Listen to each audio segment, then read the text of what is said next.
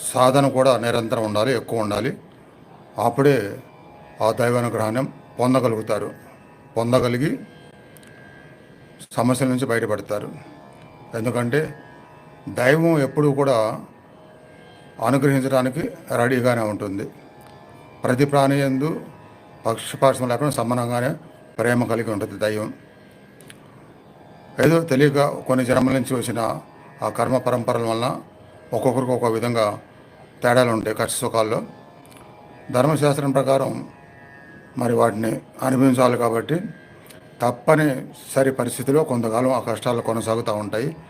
ఆ కొంతకాలం అనేది పొడిగించబడకుండా తొందరగా తిరిగిపోవటానికి ఈ దైవానుగ్రహ సాధన. దైవాన్ని మనం అందులో ఈరోజు మనం ఏం పెట్టాము?